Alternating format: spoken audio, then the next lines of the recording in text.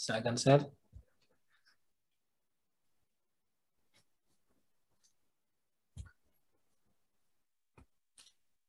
Jadi ini Bapak Ibu sekalian.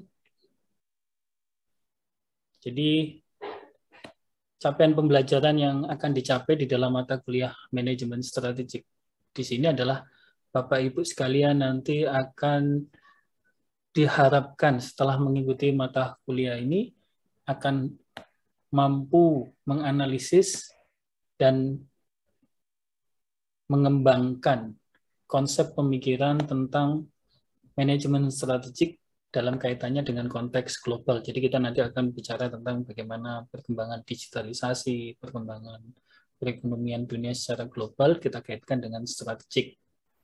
Sedangkan untuk tools dan keahlian yang akan kita bangun di dalam mata kuliah manajemen strategik ini, nanti kita berharap Bapak Ibu sekalian bersama-sama saya akan belajar tentang bagaimana supaya kita nanti bisa mengembangkan, menyusun formulasi manajemen strategik, implementasi manajemen strategik, dan evaluasi manajemen strategik dengan menggunakan aplikasi sederhana dan berbasis Balan Scorecard. Jadi aplikasi yang akan kita gunakan cukup sederhana karena memang tujuannya bukan ke apa, goalnya itu adalah Bapak Ibu sekalian memahami bisnis proses di dalam manajemen strategik menggunakan balance scorecard. Jadi mungkin nanti kita hanya menggunakan X-Men, mind mapping untuk menentukan peta strategik, dan untuk menentukan model bisnis modelnya kita akan menggunakan balance scorecard. Mungkin pakai Excel sederhana, tapi nanti jika Bapak Ibu sekalian di perusahaan sudah menerapkan ilmu ini, maka juga bisa ditampilkan dalam bentuk aplikasi di perusahaan Bapak Ibu sekalian. Jadi itu goal yang akan kita pelajari di dalam mata kuliah manajemen strategik ini. Nah, pada topik yang pertama, ini kita akan bicara tentang pengertian secara umum, gambaran secara umum, bagaimana sih sebetulnya konsep daripada manajemen strategik di era globalisasi, di era digitalisasi yang sekarang ini. Dan ini saya pikir kita sharing aja ya, mungkin Bapak Ibu sudah memahami update ilmunya, monggo nanti di-sharingkan dengan kita sekalian. Jadi kita tahu bahwa kalau kita ngomong global ya, kalau kita ngomong dunia di era global sekarang ini,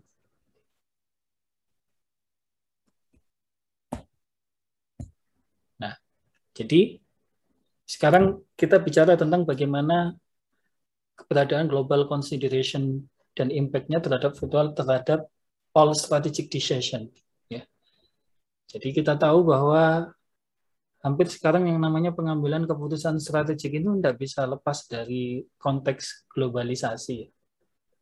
Bahkan pedagang kaki lima pun itu juga sudah bicara pada konteks global. Makanya kalau kita lihat orang jual buah ya di pinggir jalan itu aja bisa dikalkulasi buah yang dijual itu bahkan persentasenya mungkin lebih banyak buah yang sifatnya ekspor impor ya.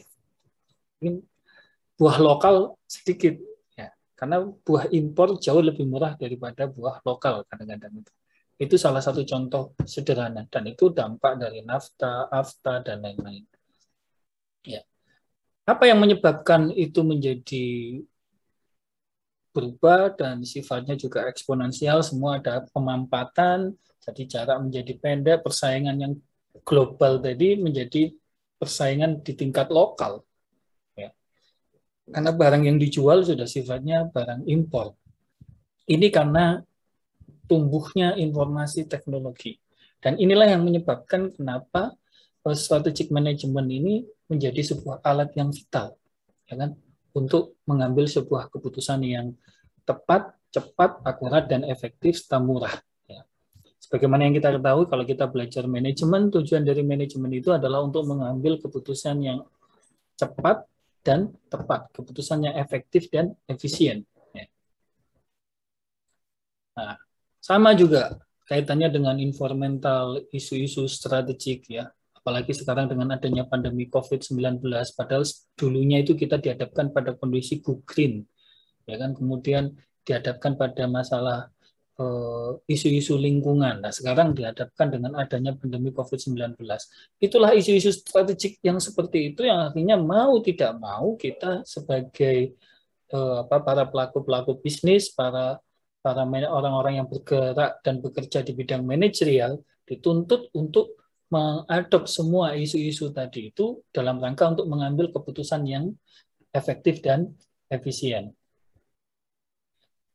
Nah, ini seperti yang saya jelaskan tadi, bahwa kalau kita ngomong globalisasi, aliran dana dan modal semakin mudah menembus batas negara. Ya, kita tahu salah satu contoh bagaimana tiba-tiba Taliban bisa menguasai Afghanistan. Ya, itu karena aliran dana dan lain-lain. Kemudian bagaimana investor asing bisa mengakuisisi, mengambil perusahaan di suatu negara dengan begitu mudah, ya. Kemudian bagaimana juga institusi keuangan asing semakin gencar menembus pusat keuangan dunia dan regional. Kemudian banyak juga perusahaan yang mencatatkan dan menawarkan sahamnya di pasar modal internasional. Nah, salah satu contoh siapa yang sangka tiba-tiba muncul Bank Jago, padahal bank sebelumnya yang sebelum menjadi Bank Jago itu tidak diminati, tapi karena dia kemudian berkonsep menjadi bank digital, dan dia mampu masuk ke saham, dan dia mampu menciptakan publikasi yang cukup bagus terhadap keberadaan perusahaannya, maka itu bisa menarik modal yang luar biasa, bahkan pemilik pencetusnya itu bisa menjadi tiba-tiba masuk menjadi orang kaya 5 besar di Indonesia. Itu salah satu contoh.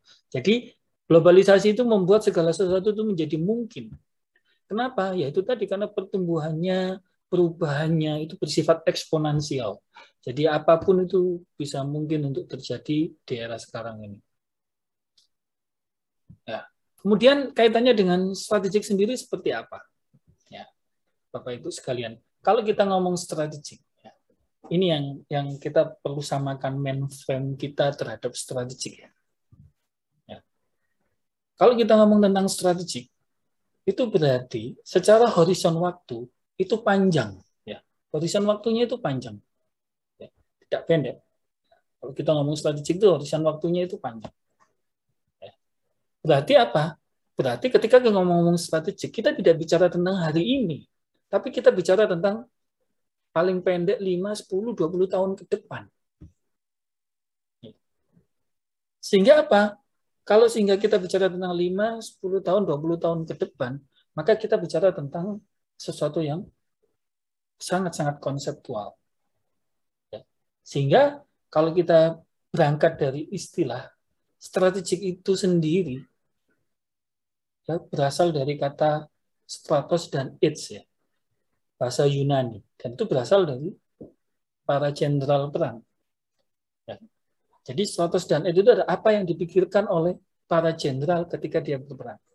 Setiap para jenderal ketika dia berperang, maka dia berpikir untuk menang.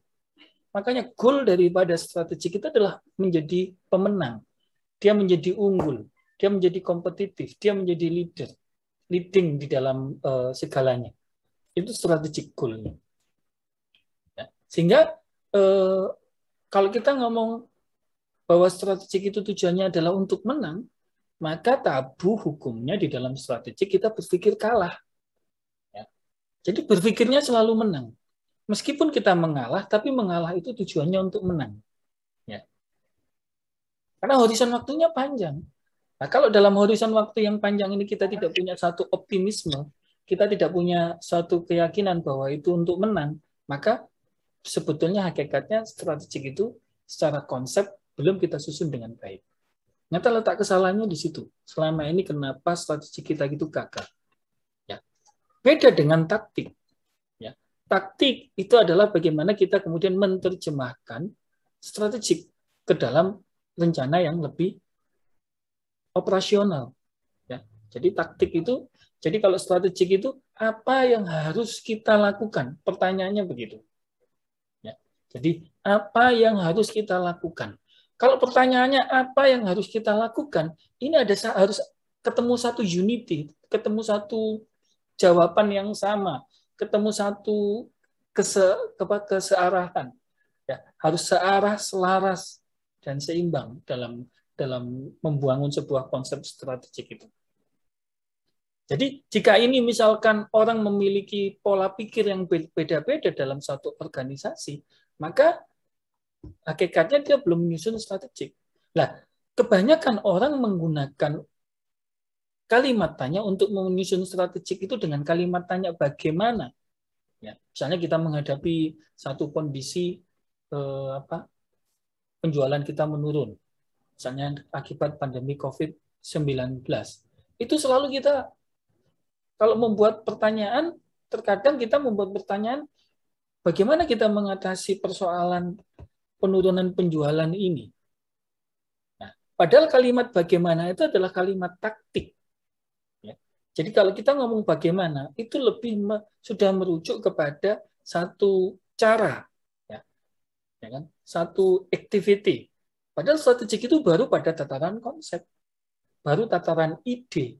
Tapi yang harus ide konsep yang benar-benar dirumuskan berdasarkan isu-isu strategis, dan itu diyakini keberhasilannya, diyakini kebenarannya. Sehingga pertanyaan strategik itu selalu apa? Jadi salah satu contoh, ketika kita menghadapi penurunan penjualan pada saat pandemi COVID-19, maka pertanyaannya adalah apa yang harus kita lakukan, ya kan? Supaya kita bisa keluar dari problem pandemi COVID-19. Mungkin akhirnya keluar jawaban. Apa yang harus kita lakukan? Nah, kalau kita sadar misalkan berdasarkan isu-isu karena pandemi COVID-19 ini, isunya pertama pasti tingkat daya beli masyarakat menurun, pendapatan masyarakat menurun, dan lain sebagainya. Berarti misalkan kalau untuk mengatasi penjualan, berarti masyarakat kita ini peka terhadap harga. Maka apa yang harus kita lakukan supaya penjualan kita bisa naik? Maka kemudian yang harus kita lakukan misalkan adalah menciptakan harga yang itu bisa di-accepted oleh konsumen yang kita bidik. Ya. Makanya kadang-kadang kalau kita ngomong sekarang contohnya penjualan otomotif di masa pandemi COVID-19 dan sebagainya, bahkan harganya lebih murah daripada harga sebelumnya. Meskipun dengan berdalih adanya BPNBM dan lain sebagainya. Tapi sebetulnya itu adalah ketika berdalih dengan BPNBM, kemudian berdalih dengan adanya subsidi dan lain sebagainya, itu taktiknya. Tapi strategiknya yaitu tadi. Ya, apa yang harus dilakukan ya harganya ini harus bisa di-accept oleh pemerintah, oleh masyarakat. Kalau harganya harus bisa di-accept oleh masyarakat, kita harus benar-benar tahu bahwa harga kita itu sesuai dengan daya beli masyarakat. Makanya kita lihat sekarang, yang beli mobil siapa? Justru masyarakat menengah ke bawah. Kenapa? Ya, karena 1 juta bisa dapat mobil, 2 juta sudah bisa dapat mobil. Itu kan taktiknya yang dilakukan oleh perusahaan.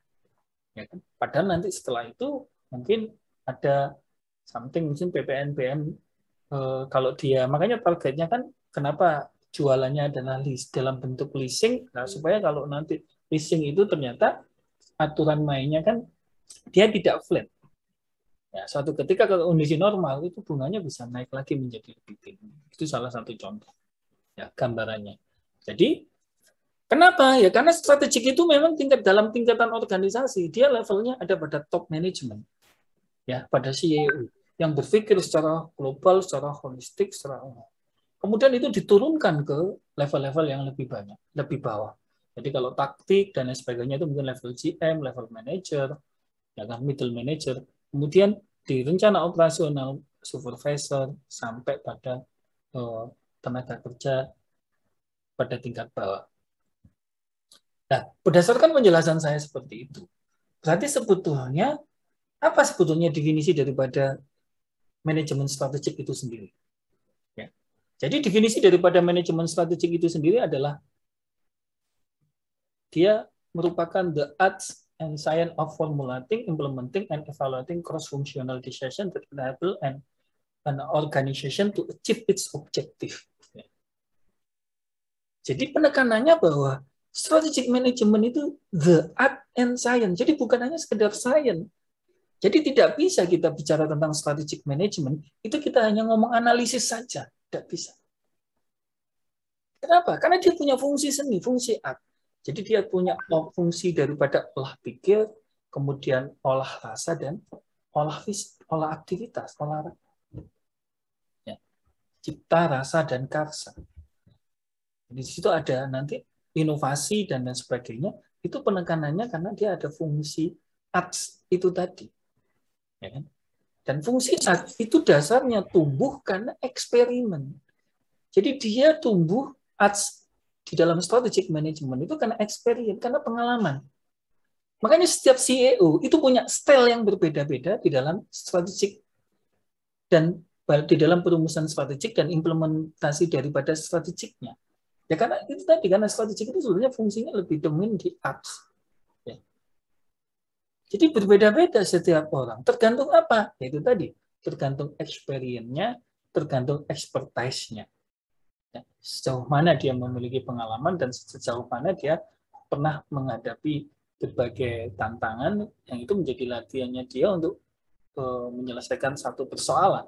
Ya, semakin besar cakupannya, semakin besar levelnya, maka dia akan semakin kuat.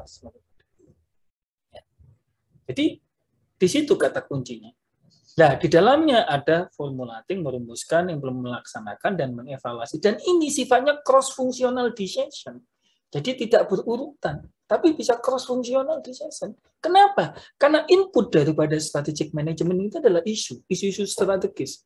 Nah, ketika isu-isu berubah, meskipun kita masih dalam tataran formulating, kita tidak menunggu sampai kita evaluating, tapi harus segera berubah supaya apa? Ya itu tadi, supaya kita bisa mengambil keputusan dengan cepat, dengan tepat, dan perusahaan bisa memastikan tujuan-tujuan tadi yang telah ditetapkan, sasaran-sasaran yang telah ditetapkan, itu bisa benar-benar tercapai. Ya. Nah, ini tren daripada manajemen strategik. Apa yang membedakan manajemen strategik dengan manajemen yang non-strategik? Ya, kalau non-manajemen strategik itu fokusnya pada perencanaan. Kalau manajemen strategik fokusnya pada keunggulan bersaing. Kalau non-manajemen strategik itu sifatnya elitisme. Ya. Jadi ada tingkatan, ada pentahapan tadi, mungkin ada birokrasi dan lain sebagainya. Tapi kalau kita ngomong manajemen strategik itu egalitarianisme. Sifatnya adalah kamu berperan sebagai apa, kamu harus memberi kontribusi sebagai apa. Maka KPI-nya itu tergantung dari peran dan fungsinya dia. Tapi fungsinya harus sama, di mana kegagalan dari peran dari setiap orang itu akan berdampak pada proses lainnya dan berdampak pada secara whole capaian sasaran daripada perusahaan. Jadi cara pikirnya manajemen strategik itu seperti itu. Kalau non-manajemen strategik itu bersifat perhitungan, kalkulasi. Jadi kalau sudah kalkulasinya tidak masuk, selesai. Tapi kalau manajemen strategik tidak. Ya kan? Meskipun kalkulasinya tidak masuk, tapi kalau kita punya kreativiti untuk bagaimana menciptakan satu peluang-peluang baru, bagaimana kita menangkap opportunity yang ada, dan itu dijadikan sebagai satu kekuatan, satu peluang untuk mengambil kesempatan untuk menutupi kelemahan-kelemahan kita. Nah, itu so far so good. Di manajemen strategik itu bisa berjalan. Ya. Kemudian yang keempat adalah bersifat kaku. Ya. Jadi kalau sudah AA, BB, CC, ukurannya kalau sudah begini ya harus begini. Tapi di manajemen strategik fleksibel. Ya. Yang penting tadi, goalnya tercapai. Yang penting itu tadi, sasarannya tercapai. Ya. Perkara metodenya berubah dan sebagainya. Selama perubahan itu memang menjamin untuk mencapai tujuan dan sasaran, so far so good. Kenapa enggak ya? Nah, bagaimana kemudian tataran proses sendiri di dalam manajemen strategik ya? Jadi ini penelitian dari Blake Kaufman dan Walex, dan ini penelitian ini masih menjadi generic research. Jadi generic research itu berarti sampai hari ini tidak terbantahkan. Meskipun penelitian ini dilakukan tahun 82 dan disampaikan di dalam Journal of Business Strategy. Jadi ada 4 tahap di dalam proses manajemen strategik itu. Tahap yang pertama adalah perencanaan keuangan dasar. Jadi sebelum kita bicara tentang manajemen strategik, maka secara basic itu perusahaan atau kita itu harus memahami dulu perencanaan keuangan dasar.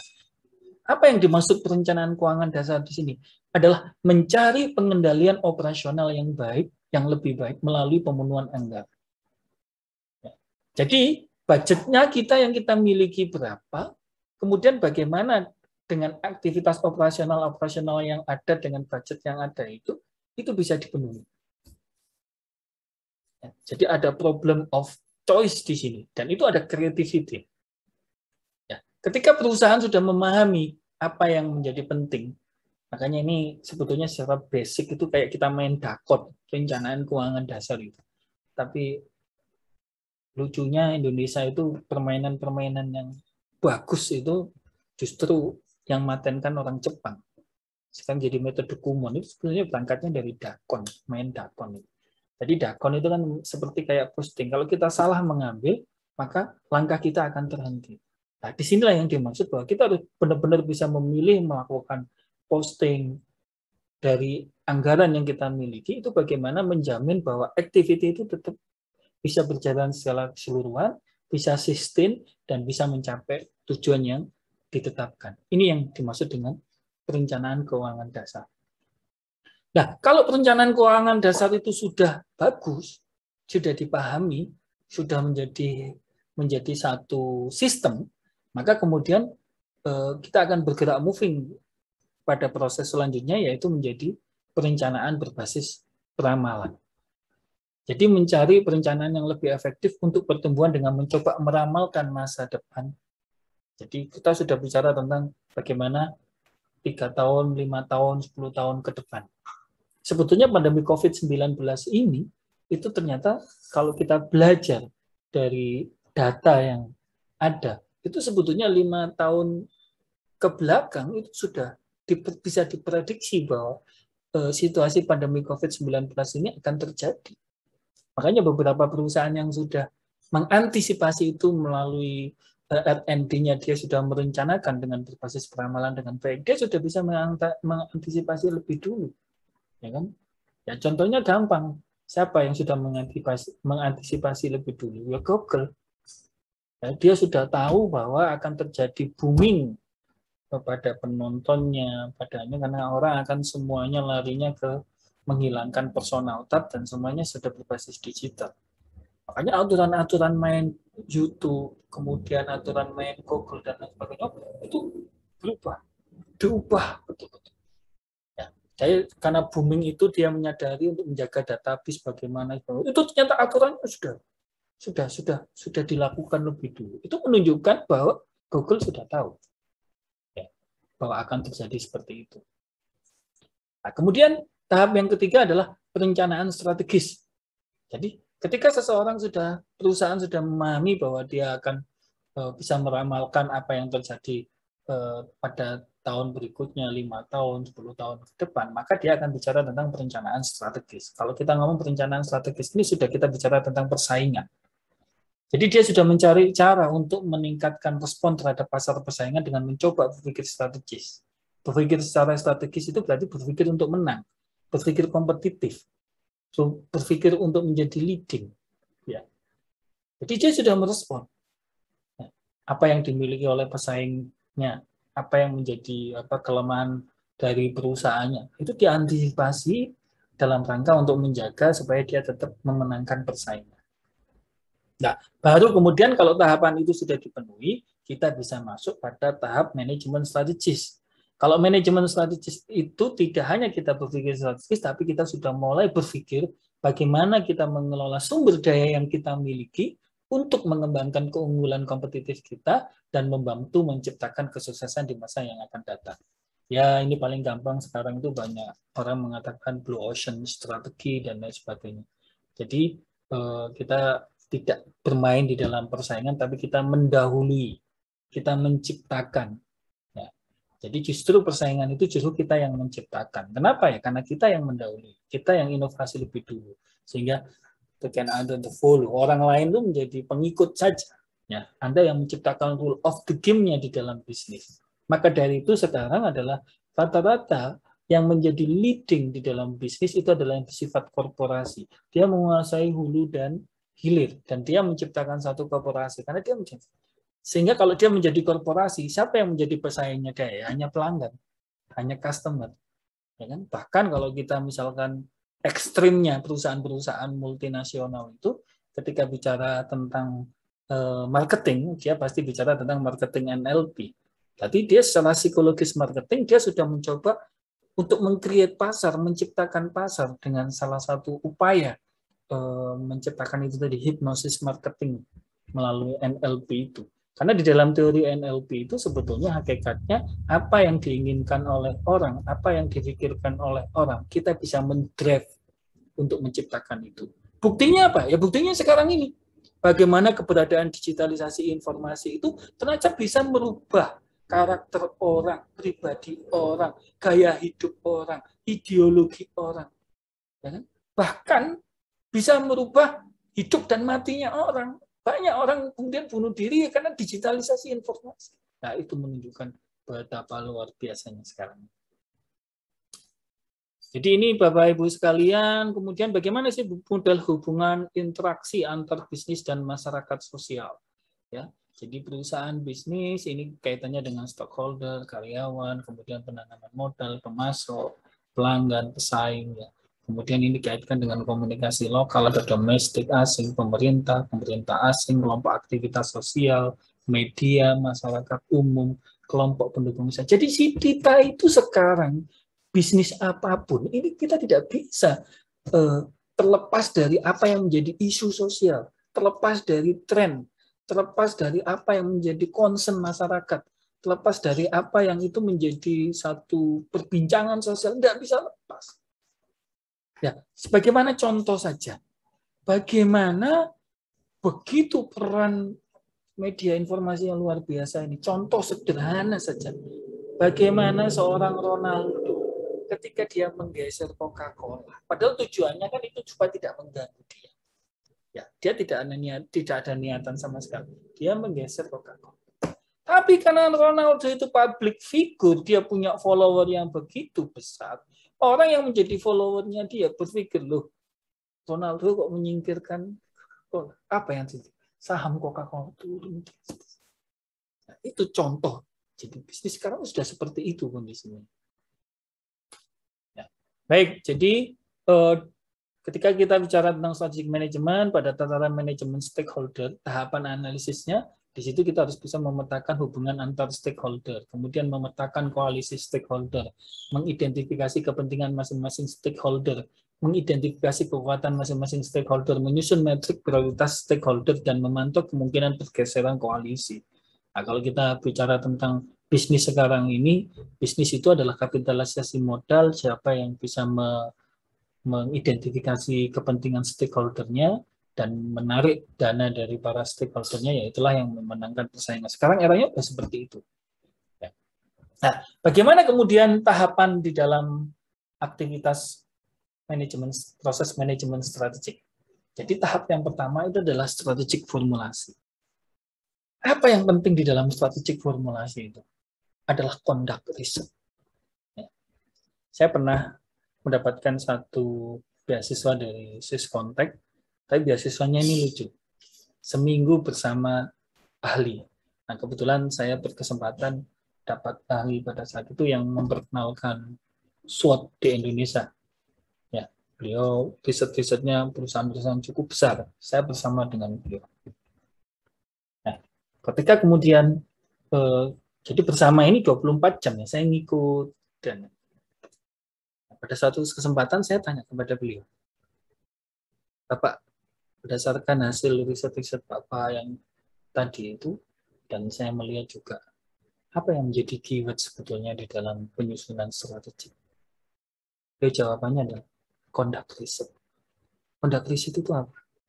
Kita harus tahu, benar-benar tahu secara jujur kita sekarang berada pada posisi di mana. Baseline kita ini harus benar-benar sadar. Nah, persoalannya, kenapa banyak perusahaan ketika merumuskan strateginya itu gagal? Itu karena baseline-nya tidak dirumuskan dengan jujur, dengan sebenarnya. Apalagi rumusan baseline-nya ngundang konsultan, selesai. Jadi baseline itu harus benar-benar dijiwai. Dan ini yang merumuskan harus benar-benar para CEO pengambil kebijakan, pengambil keputusan itu sadar di mana sebetulnya baseline saya. Maka dari itu, ketika kita tidak menyadari ini, maka kemudian perumusan isu-isu strategis tadi itu menjadi tidak terarah, tidak fokus, ya kan? Tidak berbasis pada apa yang kita punya, tidak berbasis pada kondisi yang sebenarnya kita saat ini. Ya, sama kalau kita misalnya kepingin beli baju, misalkan begitu, kita ngundang penjahit dan lain sebagainya.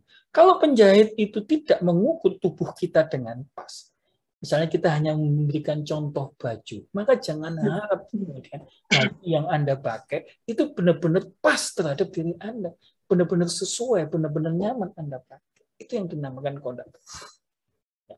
Nah, kalau kita bisa memahami itu, maka analisis isu strategis, analisis lingkungan internal, analisis lingkungan eksternal, itu bisa kita tetapkan dengan pas. Nah, kalau itu bisa kita tetapkan dengan pas, maka tahap aktivitas yang kedua, kita bisa mudah untuk melakukan sebuah analisis. Tapi ingat bahwa dalam proses strategic formulasi, itu tadi, karena strategic management itu adalah art and science. Fungsi daripada data dan lain sebagainya, dianalisis, itu dia cenderung fungsinya adalah sains. Tapi ada fungsi dengan porsi yang lebih besar, yaitu arts tadi. Dari mana arts itu? Dari experience-nya dia, dari expertise-nya dia. Itu yang menimbul yang namanya intuisi. Ya. Makanya dari itu, kenapa perusahaan-perusahaan konglomerasi itu leading sampai sekarang? Lipo, bahkan mungkin Ciputra, yang kemudian dia menekuni betul-betul core bisnisnya. Karena itu tadi, karena dia punya intuisi dan dia mengintegrasikan antara intuisi dengan analisis itu tadi, sehingga make decision-nya, pengambilan keputusannya itu menjadi tepat. Ya. Pengambilan keputusannya menjadi tepat, cepat, dan akurat. Setelah kita bisa memutuskan, kita bisa mengambil sebuah keputusan yang cepat, tepat, dan akurat, maka kemudian pada strategic implementasi pada tahap pertama adalah membuat yang namanya establish annual objective. Jadi pentahapan di dalam mencapai tujuan. Dan ini kata kuncinya, pentahapan di dalam mencapai tujuan ini. Mulailah dari berangkatlah ketika di awal, dari apa yang paling mungkin bisa dicapai.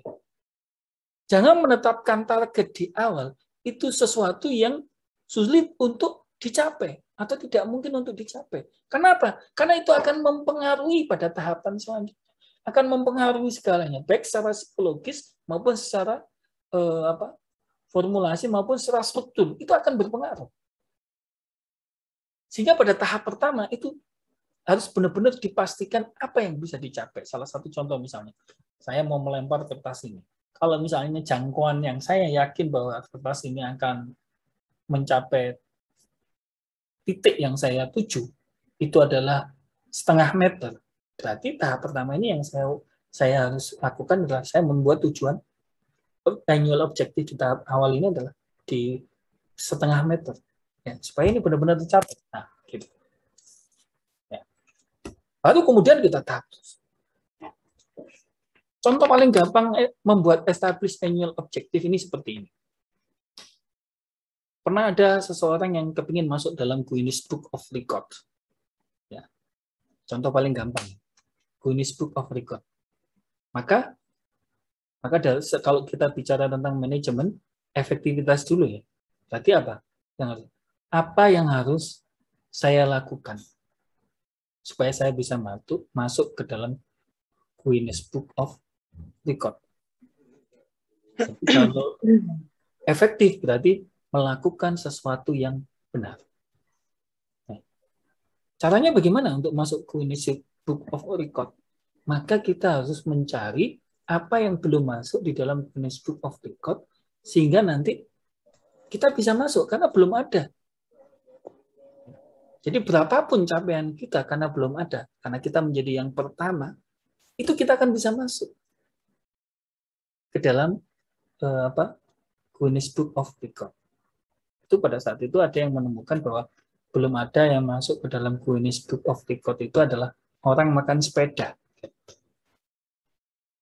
diusulkanlah kemudian untuk masuk Guinness Book of Record sebagai orang pertama yang makan sepeda. Sepeda itu kan terbuat dari logam, baja, dan besi, dan sebagainya. Nah, kemudian baru berpikir tentang apa yang harus dilakukan supaya, bagaimana saya supaya bisa makan sepeda dan saya masih sehat. Ditelitilah kemudian anatomi tubuhnya dia, tanya ke dokter, berapa kadar logam yang bisa diterima oleh tubuh saya? Oh, sekian gram. Kemudian sekian gram itu tadi sepeda itu diukur kalau di blender jadi biji besi tadi itu kemudian akan menjadi berapa gram. Misalkan katakanlah dia sehari bisa makan 0,5 gram. Nah, sepedanya itu katakanlah misalkan beratnya 1 kilo atau 2 kilo misalkan. Berarti kan dia butuh 100 gram. Jadi dia butuh 100 hari untuk bisa makan sepeda. Itulah yang dinamakan established annual objective. Ya. Jadi kita merumuskan pentahapan yang benar-benar kita bisa capai, dan perumusan pentahapan itu benar-benar dirumuskan berdasarkan sesuatu yang benar untuk mencapai tujuan tadi.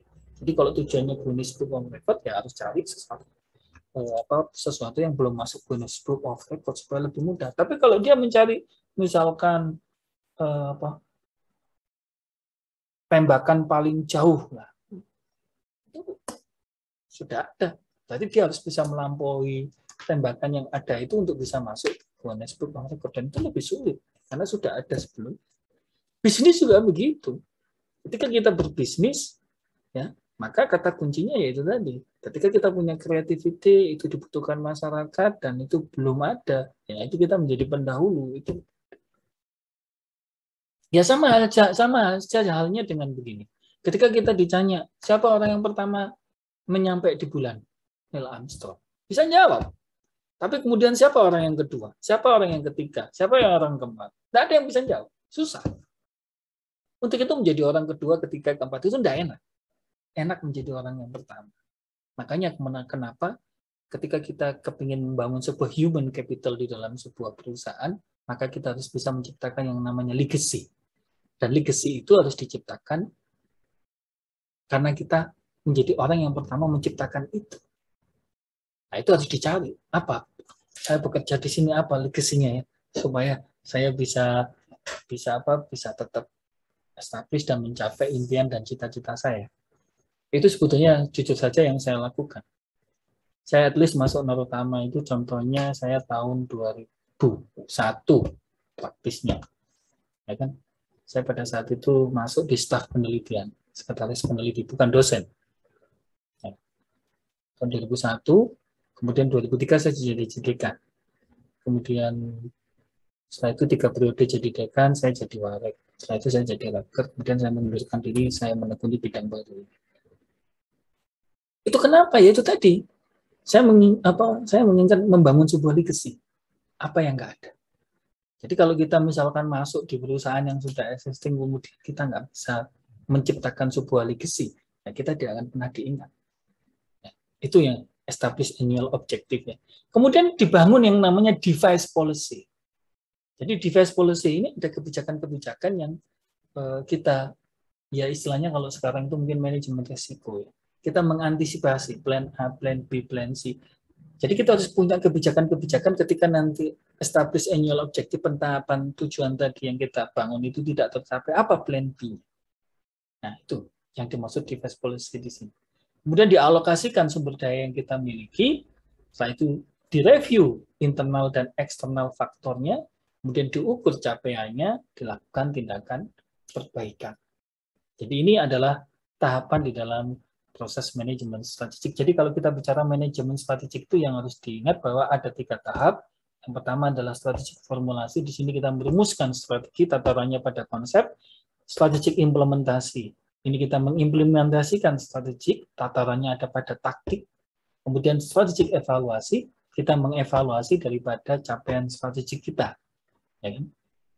Ini tataran pada pengendalian yang menjamin supaya implementasi strategi kita bisa mencapai tujuan dan sasaran yang telah ditetapkan. Nah, sebetulnya bagaimana sih pengambilan keputusan strategik yang baik itu? efektivitas pengambilan keputusan strategik itu adalah merupakan gabungan antara intuisi dan analisis. Jadi Bapak Ibu sekalian, misalnya yang kita pelajari sekarang, itu kan knowledge-nya ya. Kita akan menggunakan tool, analisis SWOT, balance scorecard, ya kan, X-Mind, dan lain-lain. Itu adalah tool analisis. Tapi kembali lagi bahwa analisis ini hanya penunjang pendukung. Faktor utama efektivitas dari keputusan strategik adalah kemampuan intuisi Bapak Ibu sekalian. Maka dari itu ketika kita bekerja, eksperimen Bapak Ibu sekalian, experience Bapak Ibu sekalian, expertise Bapak Ibu sekalian, ketika menghadapi tantangan-tantangan yang ada, itulah yang akan membangun intuisi Bapak Ibu sekalian dengan baik. Dan itulah yang nanti akan menunjang pengambilan keputusan strategik yang bagus. Nah, ini contohnya perusahaan yang tertinggi pendapatannya, secara pendapatannya, bidang-bidangnya itu kalau kita lihat ini ya, ini tahun 2020 ya, berdasarkan Fortune sesuai dengan pendapatannya. Walmart bidang retail masih. Tapi yang menarik itu adalah Sinopec Group Cina. Kemudian Cina ini ada 4 ya. Jadi, ada 3. Jadi maksudnya ranking 2 sampai 4, 2, 3, 4 ini dikuasai Cina. Dan semua basisnya energi. Nah, minyak, energi, listrik, minyak. Dia menguasai dunia. Ya, Amazon sama Apple basisnya adalah teknologi, e-commerce. Jadi dunia ini sekarang dikuasai oleh retail, kemudian berbasis energi, dan berbasis e-commerce. Digital. Jadi siapa yang bergerak di bidang itu, yaitu yang akan menguasai dunia. Ya. Baik, itu dah. Kemudian kalau kita bicara tentang 10 besar perusahaan yang menguasai kapitalisasi pasar. Di kapitalisasi pasar berarti kaitannya dengan saham, dengan modal. Pertama Apple, basis komputer, Microsoft, Google, Alphabet, perusahaannya namanya Alphabet, produknya Google, Amazon. Kemudian perusahaan asuransi, Facebook, Medsos, Alibaba, JP Morgan, sekuritas. Aplikasi media sosial lagi, WeChat punya Cina. Kemudian baru kita ngomong jasa keuangan Visa. Ini yang berbasis kapitalisasi. Yang bisa mengumpulkan modal berdasarkan kapitalisasi pasar. Karena keuntungan karena adanya. Jadi nilai perusahaannya itu ditentukan oleh kapitalisasi pasar, bukan ditentukan oleh aset dia. Nah, berdasarkan itu, sebetulnya skill apa sih sebetulnya yang dibutuhkan oleh para CEO? Karena CEO ini kan berhubungan dengan pengambilan keputusan strategik. Yang pertama adalah understanding teknologi. Jadi teknologi, pemahaman terhadap teknologi itu given. Jadi suatu keniscayaan. Mau tidak mau, kalau CEO tidak memahami understanding teknologi, dia tidak akan leading. Nah, makanya ada yang fenomenal, yaitu tadi pemilik Bank Jago itu dia karena benar-benar memahami itu, dia membuat bank digital, Bank Jago, langsung menjadi 5 besar orang kaya di dunia, mengalahkan yang sebelum-sebelum. Kemudian yang kedua adalah decentralized leadership. Ya. Jadi maksudnya apa? Kemampuan mendeliver, membagi kewenangannya. Jadi kalau gaya kita itu modelnya sentralistik, itu habis di era digitalisasi. Ya. Kemudian yang ketiga adalah bekerja dengan berbasis hasil, dengan menciptakan sebuah tingkat salary yang effectiveness. Jadi kalau Anda punya kemampuan itu, di mendesain manajerial Anda semua berbasis research, kemudian salary yang Anda keluarkan itu benar-benar efektif. Jadi ekuivalen apple to apple, setiap cost salary yang dikeluarkan itu akan berdampak kepada revenue perusahaan. Itu yang dibutuhkan.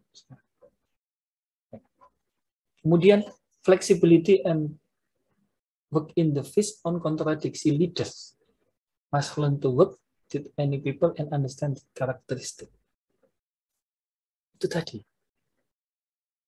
kata kunci daripada strategic management, itu tidak kaku.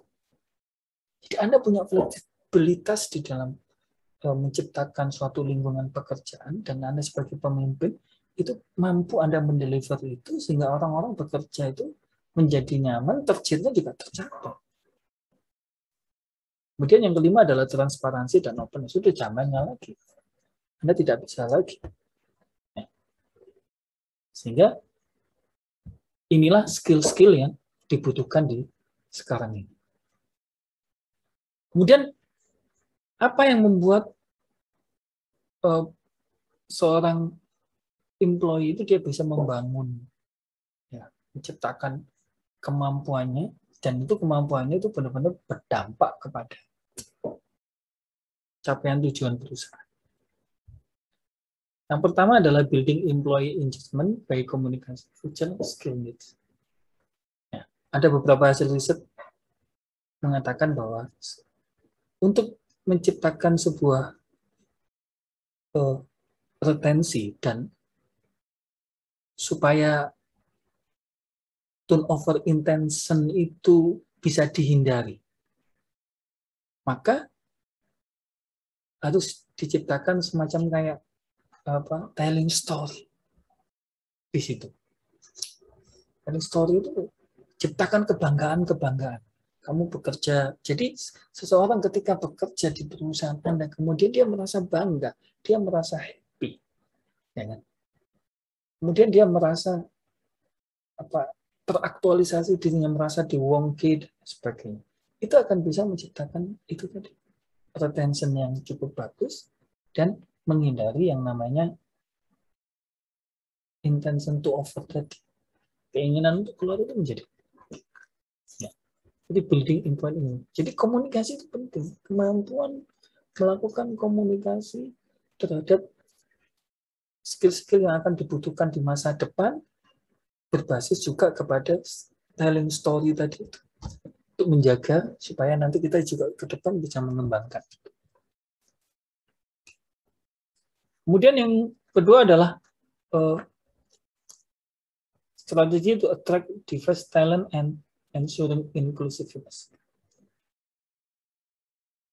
Jadi di sini kita harus bisa menunjukkan ya, bahwa talent-talent yang, jadi kalau di awal future skill needs tadi itu kemudian di sini talentnya itu dibangun, ya, diciptakan. Bahkan kalau misalnya ini menjadi satu keunggulan yang kompetitif, jadi human capital, inclusiveness. Jadi talent ini tidak dimiliki oleh pesaing, itu dijaga. Nah, itu akan bisa menciptakan yang namanya employee engagement tadi itu. Kemudian kita bisa mendivisikan apa sih sebetulnya skill yang dibutuhkan untuk masa depan dan pertumbuhan masa depan daripada perusahaan ini. Kemudian ada improving worker dan leader knowledge. Jadi di sini ada improving dari para pekerja dan para pemimpinnya untuk mengembangkan pengetahuan di bidang teknologi. Kemudian ada upskilling programming, jadi ada peningkatan skill yang itu diprogramkan secara sistematis dan terjadwal. Ya. Kemudian kolaborasi with academic and government institusi itu 13%, dan untuk menjamin skill tadi itu berusaha melakukan yang namanya kolaborasi dengan perguruan tinggi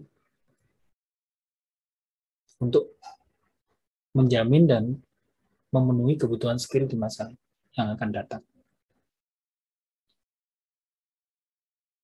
Jadi mungkin sebagai awal apa yang saya jelaskan sementara cukup di sini. Mungkin ada pertanyaan dari Bapak Ibu sekalian. Kalau yang lain ini saya pikir kita bisa baca ya. Tapi yang terpenting bahwa ketika kita melakukan yang namanya strategi internasional, ya, kita dihadapkan pada tekanan untuk biaya rendah dan tekanan untuk adaptasi lokal. Pada strategi global, itu tekanan untuk biaya rendah akan tinggi. Yaitu tadi, buah saja impor itu lebih murah daripada barang-barang impor, kadang-kadang lebih murah. Makanya kenapa barang-barang Cina itu begitu membanjir dia. Dan ini biasanya tekanan untuk adaptasi lokalnya rendah. Tapi ketika tekanan adaptasi lokalnya tinggi, kemudian tekanan untuk biaya itu rendah, maka strateginya adalah multi domestik. Kalau sama-sama tinggi, baik tekanan untuk biaya rendah itu tinggi dan tekanan untuk adaptasi lokal itu tinggi, berarti strateginya adalah transnasional. Dan ini biasanya strategi transnasional itu bisa dilakukan jika ada dukungan-dukungan dari pemerintah. Makanya sekarang ada yang namanya Omnibus Law di bidang ekonomi. Nah, itu salah satunya upaya pemerintah untuk membuat perusahaan-perusahaan itu melakukan pendekatan dengan strategi transnasional supaya itu tadi kebermanfaatan masyarakat, ya, keberpihakan terhadap lokal itu menjadi lebih tinggi. Saya kira demikian Bapak Ibu sekalian apa yang bisa saya sharingkan. Monggo kalau ada yang mau didiskusikan. Ini pengalaman Bapak Ibu sekalian, mungkin Mas Fajar, Bapak Fajar Prasetyo mungkin bisa. Ya, saya mau nanya juga. Saya tertarik tadi Bapak, menarik yang Bapak bahas tadi ya.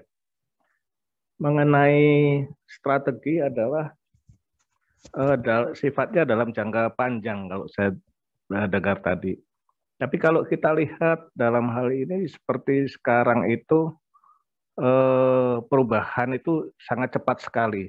Seperti dengan adanya Gojek, Grab, itu kan taksi-taksi itu mereka kayaknya nggak sadar. Mungkin mereka pakai strategi jangka panjang sehingga pada waktu mereka berusaha beli taksi sebanyak-banyaknya, kemudian ada Grab, Gojek, banyak taksi itu yang nganggur sekarang di pangkalan. Dan satu hal lagi seperti yang tadi Bapak sampaikan, Bang Jago. Itu kalau kita lihat BCA itu kan dia, halo? Silakan, Pak. Halo, Pak. Ya, ya. Kalau yang Bang Jago itu saya lihat BCA itu kan kita lihat orang pintar semua, Pak ya.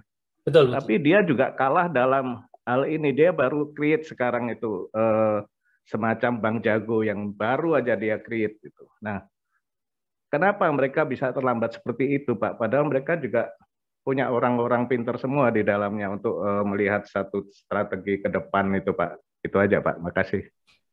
Ya, terima kasih. Pertanyaan yang bagus, Pak Panca.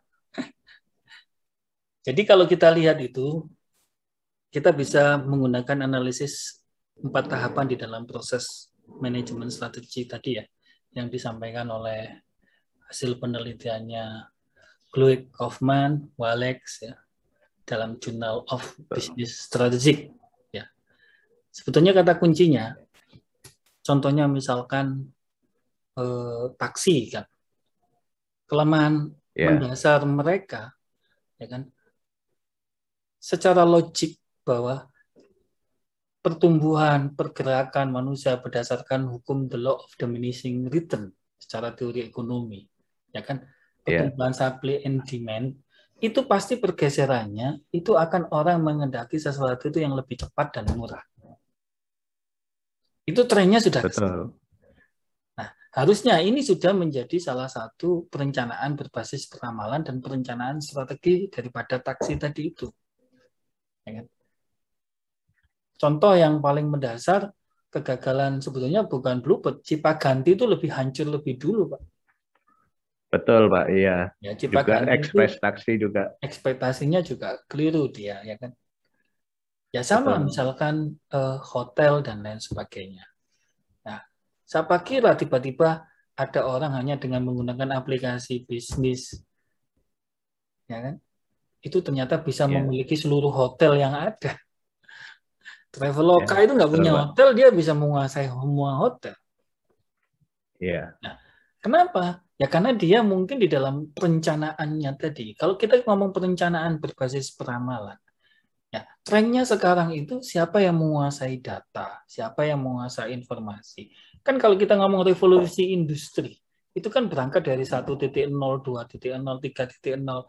Revolusi industri 4.0 sudah diramalkan 5-10 tahun sebelumnya, Pak. Iya, Bahkan 4.0 sekarang itu. Jepang ini sudah membuat yang namanya untuk mengantisipasi revolusi industri 4.0, dia menciptakan yang namanya Society 5.0. Ya kan? Dia menciptakan regenerasi manusia. Ini saya kenal ada salah satu sahabat saya kebetulan ahli di bidang genetika. Dia dikontrak oleh Jepang. Dia menjadi salah satu timnya Jepang untuk menciptakan yang namanya regenerasi sel dalam bentuk chip, Pak. Dan itu sudah jadi, Pak. Jadi Jepang tuh mengumpulkan ahli-ahli. Nah, untuk apa? Dia menyadari bahwa yang bisa membendung revolusi industri 4.0 itu adalah society 5.0. Jadi sentuhan tas, sentuhan manusia, dan lain sebagainya. Itu akan muncul, ya. Itu hidup itu akan begitu. Ketika teknologi itu begitu mendominasi, maka orang akan kehilangan sentuhan-sentuhan tadi. Ya, itu kemudian bagaimana dia menciptakan sebuah teknologi yang berbasis manusia itu tadi. Jadi manusia yang diregenerasi, Pak. Karena apa? Karena tingkat pertumbuhan penduduk di Jepang itu minus. Ya, bagaimana manusia yang ada itu bisa diregenerasi, dia bisa ditingkatkan fungsinya, dikembalikan fungsinya. Maka tidak heran nanti akan terjadi orang yang berusia 80 tahun, dia bisa seperti orang yang berusia 30 tahun. Karena bisa dipasangkan chip yang itu bisa meregenerasi tubuh. Itu trennya sudah ke sana. Dan itu diantisipasi. Nah, kenapa perusahaan-perusahaan tadi? Yaitu tadi bahwa kadang-kadang perusahaan itu ketika dia mengadopsi isu-isu strategis tadi itu tidak apa istilahnya, dia hanya berfokus kepada core-nya dia yang akhirnya, atau bahkan dia karena menciptakan konglomerasi dia tidak berfokus pada core-nya. Ya kan? Contohnya kalau Bapak ngomong BCA itu pemiliknya siapa sih, Pak? Jarum kan, Pak? Jarum, Pak, ya. Dan bisnisnya ya. dia multi apa istilahnya konglomerasi, bukan korporasi, ya, konglomerasi, macam-macam. Bisnis yang macam-macam ini membuat dia tidak fokus. Ya kan? Saya pernah ketemu salah satu CEO-nya Ciputra. Beliau adalah orang kepercayaannya Pak Ci. Saya kagum, saya cerita, wah Ciputra ini hebat ya. Dia ngomong sama saya, kita ini sebetulnya, Pak, yang menjadi kiblat kita itu Lipo. Dan kita tidak bisa mengalahkan Lipo karena ilmunya Lipo itu adalah ilmu Tuhan. Maksudnya ilmu Tuhan apa? Dia sudah menggunakan bisnis itu berbasis spiritualitas, Pak. Peramalan dan perencanaannya itu sudah panjang, sudah ke depan. Makanya orang contohnya nggak sadar kan tiba-tiba Bang Lipo dijual ke CMB, punyanya Lipo dijual apa? Propertinya Lipo dijual ke Malaysia, ke strateginya dia itu eksponensial, gitu. Jadi dalam menghadapi situasi, apalagi sudah masuk pada era industri 4.0, perubahan yang terjadi itu sifatnya eksponensial. Dan perubahan yang bersifat eksponensial itu harus dihadapi dengan society 5.0. Jadi kita harus benar-benar bisa create apa yang menjadi keinginannya manusia. Apa yang menjadi keinginannya masyarakat itu bisa kita create, kita develop, kita. Dan itu satu-satunya adalah melalui satu korporasi. Makanya kenapa Gojek dia menggandeng Tokopedia menjadi Goto. Gojek, Tokopedia. Karena dia ingin membangun sebuah korporasi bisnis. Nah, itu basisnya dia kenapa membangun seperti itu tadi perencanaan strategis. Karena trennya ke depan, nanti kita itu akan dihadapkan pada persaingan antara produsen dengan customer. Jadi persaingan itu bukan antar perusahaan, tapi persaingan adalah antara orang yang menciptakan demand dan Produksi. orang yang mensupply. Itu yang akan terjadi seperti itu. Dan itu sebetulnya kalau saya baca di hasil-hasil riset itu sudah disampaikan 5 tahun, 10 tahun sebelumnya. Jadi kenapa kalau misalnya, jadi Bank Jago itu kenapa bisa muncul? Ya karena memang siapa yang menciptakan Bank Jago ini, dia sejak awal concern di finansial. Ya. Jadi intuisi tadi itu Pak tumbuh ketika seseorang itu menciptakan spesialisasi di dirinya. Ya, jadi contohnya misalkan saya dulu dikasih tahu ibu saya tidak percaya, Pak, ibu almarhum saya. Ibu saya pendidikannya rendah, Kak, sekolah. Ya kan? Tapi beliau namanya orang tua itu biasanya kacamatanya tajam. Dan dia banyak membantu pendidikan meskipun secara volunteer ya, tidak digaji karena passionnya di situ. Beliau mengatakan kepada saya, sudahlah, kamu tekuni aja pendidikan. Bisnis-bisnismu itu kamu punya karakteristik atau sifat yang itu membuat kamu tidak akan bisa langgeng di bisnis. Nah, jatuh bangun. Saya nggak percaya, Pak, pada saat itu. Tapi pada satu titik, ketika kemudian saya dihadapkan pada satu kondisi yang benar-benar saya habis-habisan, saya juga mengalami kecelakaan dan lain sebagainya, hanya saya kemudian mencoba mengintrospeksi dan saya membaca sebuah artikel. Membaca sebuah artikel dan itu diciptakan oleh Google. Google mengatakan bahwa ini hasil risetnya dia, tapi sekarang apakah itu sudah dipublish sama dia? Ternyata DNA manusia itu tidak hanya menentukan hubungan biologis saja. Ya, pada saat itu dia menemukan 10. Sekarang mungkin lebih berkembang. Itu tahun saya baca itu sekitar tahun 90-an ya. 90-an 2000. Jadi di samping menunjukkan DNA manusia itu, di samping menunjukkan hubungan biologis, di dalamnya menunjukkan hubungan riwayat penyakit. Kedua, kejiwaan. Ketiga, karakteristik kepribadian. Kemudian yang keempat, talenta. Dan ini Tun Desemaringin sendiri kan concern ke sana. Bahkan dia ngomong, andai kan dulu saya bisa baca ini, kata Tun Desemaringin, mungkin saya bisa sukses daripada sekarang. Ya. Jadi kesimpulannya apa?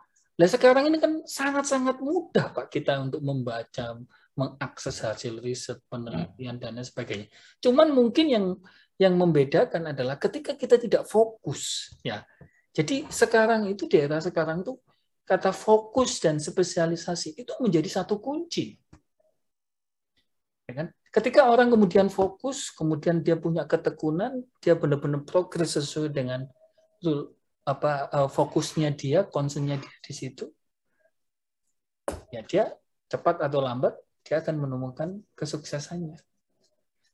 Ya, makanya kemudian kenapa salah satu contoh Ciputra akhirnya dia fokus ke bisnis propertinya dia, kemudian itu salah satu contohnya seperti itu. Ya, kan? Jadi itu gambarannya ya. Jadi contohnya kenapa itu ya kayak di taksi itu kenapa dia menjadi kalah dengan Gojek, ya orang pasti akan butuh angkutan yang lebih murah.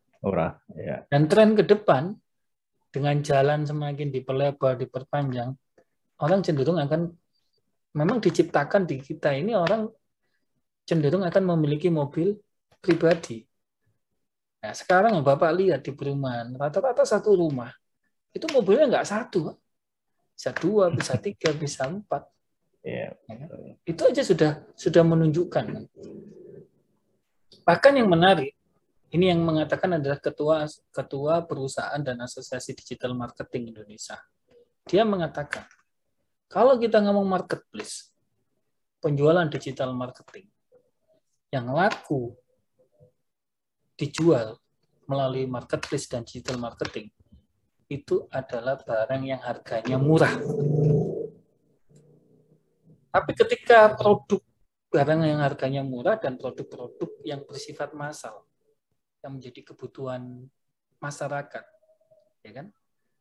Tapi kemudian kalau ketika Anda menjual barang yang spesifik, kemudian harganya spesifik juga, ya kan? Maka digital marketing, marketplace itu nggak akan bisa. Nggak bisa. Ya. Itu yang ngomong ini ketua asosiasi digital marketing sendiri. Ya kan? Jadi kesimpulannya bahwa semua tetap basisnya kembali kepada masyarakat itu tadi. Makanya Jepang itu untuk menghadapi revolusi industri 4.0 maka dia mengembangkan yang namanya Society 5.0. Itu di blog saya bisa dibaca nanti apa Society 5.0 itu. Ya kan? Karena saya memang ketika Jepang mempublish itu saya menarik dan saya pelajari dan ya memang sekarang itu. Jadi sentuh-sentuhan personal, spesialisasi, kemudian segmented, jadi menguasai, jadi pasar itu bisa dipecah-pecah ya, sesuai dengan, jadi klasterisasi itu menjadi lebih lebar, pengelompokan itu menjadi lebih lebar, jadi segmentasi itu juga menjadi lebih lebar. Ya kan? Kenapa? Yaitu tadi supaya cakupannya itu bisa disentuh. Nah, itu satu-satunya yang bisa mengalahkan revolusi industri 4.0. Revolusi industri 4.0 kan membuat semuanya itu menjadi dimampatkan kan, dianukan orang dianggap sama, ada generalisir dan lain sebagainya, sehingga tumpak blek informasi yang luar biasa seperti itu. Nah, belum lagi kita bicara kaitannya dengan NLP, Neuro Language Programming. Jadi NLP itu adalah bahasa pemrograman otak, Pak. Jadi ternyata di dalam teori NLP itu apa yang masuk di dalam otak kita itu tidak bisa dihapus, Pak. Dan kenapa di perusahaan-perusahaan multinasional itu untuk menjadi manajer dia harus tersertifikat NLP supaya dia itu tadi, apalagi manajer marketingnya, ya kan? Jadi apa yang masuk di otak kita itu tidak bisa dihapus, Pak. Maka iklan dan lain sebagainya itu membanjiri otak kita itu dalam rangka untuk masuk ke dalam otak kita dan itu masuk ke dalam anchor kita, anchor di otak belakang ini. Anchor inilah yang menggerakkan psikomotorik kita yang secara otomatis kadang-kadang kita tanpa sadar kita mengambil sebuah keputusan. Nah, contoh sederhana saya pribadi saja.